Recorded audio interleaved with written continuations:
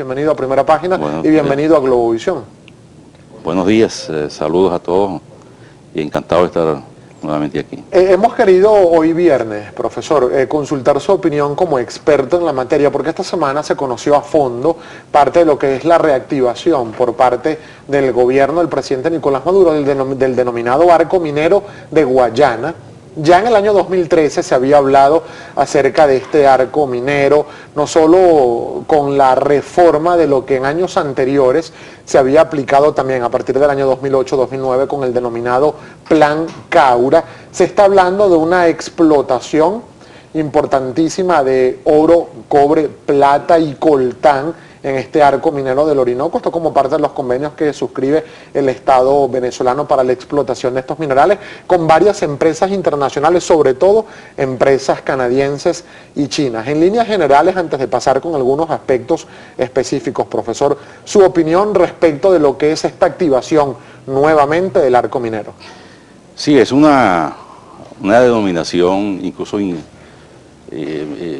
incorrecta definir esa zona como un simple arco minero, sobre todo porque la vocación fundamental de la zona es fundamentalmente hídrica, por el potencial, la fuerza que tiene el recurso agua, que es fundamental en la zona. Por ejemplo, tenemos también la presencia de selvas tropicales que son fundamentales también para la estabilidad ecológica.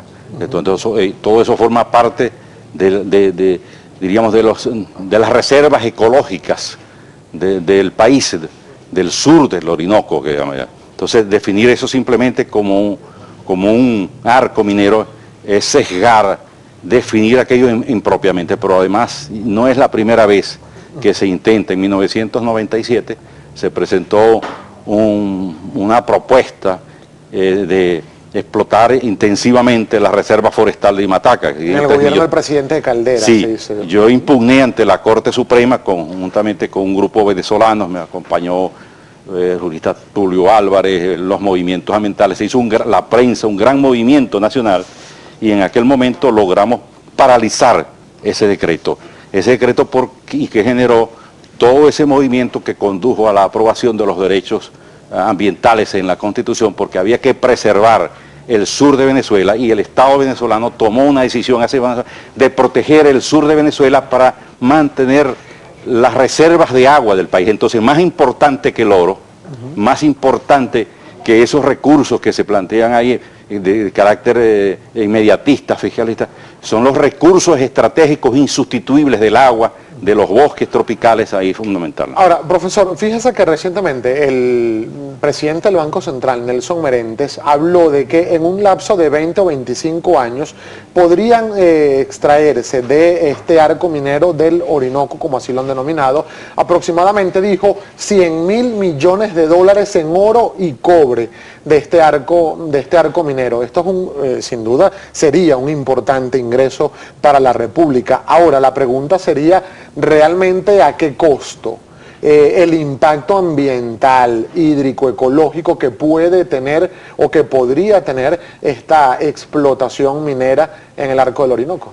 Sí, esa es una declaración realmente irresponsable del presidente del Banco Central.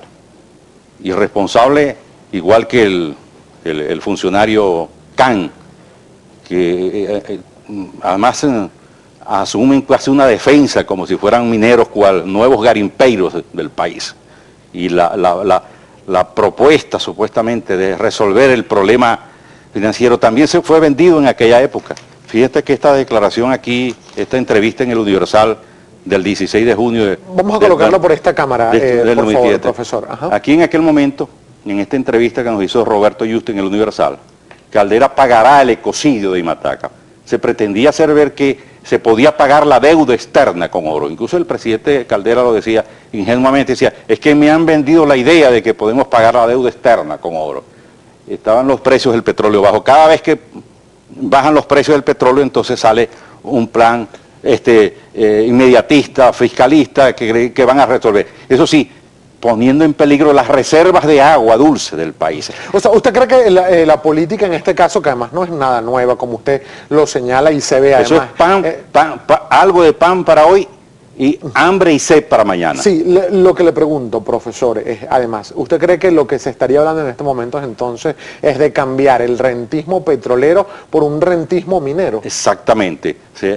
Siempre hemos criticado que hemos vivido pues alimentados por el rentismo y una expresión que yo utilicé en esa entrevista, el extractivismo, aquella idea del recurso primario elemental, pero en este caso estamos en presencia así de una repartición del territorio en áreas de influencia. ¿Se está privatizando? ¿Usted cree que se está privatizando? Es que incluso las propuestas, el llamado socialismo del siglo XXI, y como se asume, es la vía más rápida para la privatización, ya no de los recursos minerales del país, es una privatización de la patria, una privatización del país en forma realmente preocupante, pero además poniendo en peligro un bien insustituible para la vida y el desarrollo sustentable como es el agua, tal como lo define el 304 de la Constitución y el 127 de la Constitución. Dice, todas las aguas son bienes del dominio público de la nación, insustituibles para la vida,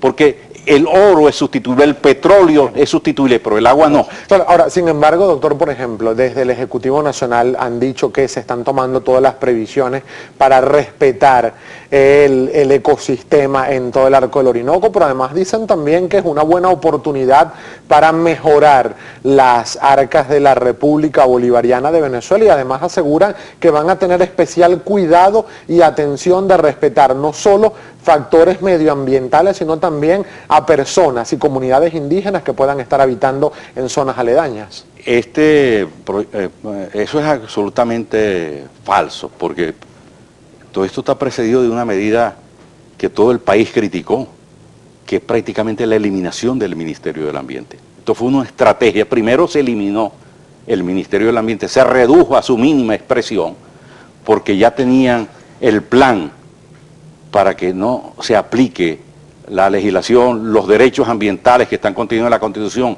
Aquí se está violando la Constitución en tus artículos 127, 128, 129, 304, 327, aproximadamente 30 artículos, un poco más de 30 artículos referentes a la materia ambiental de ordenación del territorio. El 128, una política de ordenación del territorio, incorporando la información, la consulta y la participación. Eso no se ha hecho. No se ha consultado a los pueblos indígenas y además este plan que está concebido, imagínense, si no lo podemos ver aquí, son 111.800 kilómetros cuadrados, más o menos 12 millones de hectáreas, el equivalente a casi 2 veces el estado Zulia, varias veces el estado Grado, el equivalente a Bélgica 2 veces y Holanda.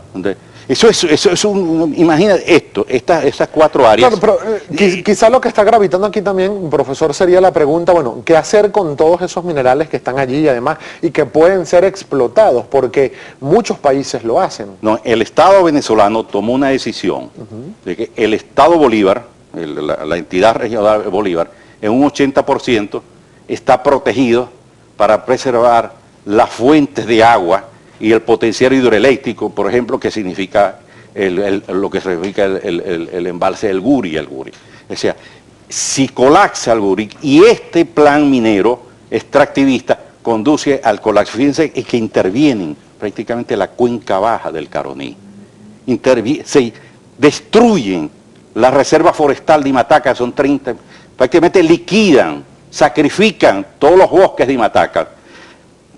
Una parte de Amazonas, incluyendo el monumento natural Cerro Guanay, una parte de Amazonas también. Esto es un crimen ecológico y potencialmente un genocidio contra los pueblos indígenas. Ahora, por ejemplo, lo que se viene practicando el día de hoy, profesor, y que es una realidad, además que se ha denunciado en muchísimos años, la práctica de la minería ilegal, la penetración de garimpeiros a la explotación también minera sin ningún tipo de control por parte del Estado venezolano. Se ha dicho de nuevo desde el Ejecutivo que con todo este plan de activación del arco minero del Orinoco lo que se pretende es controlar que esa minería ilegal no esté afectando realmente los intereses ambientales de todos los venezolanos. Al regreso me gustaría, por favor, sus opiniones respecto de lo que es la explotación de la minería ilegal y qué ha pasado con el Plan Caura, por qué no funcionó como se dijo en su momento el Plan Caura. Me gustaría también sus opiniones al respecto. Ya venimos con mucho más de Primera Página.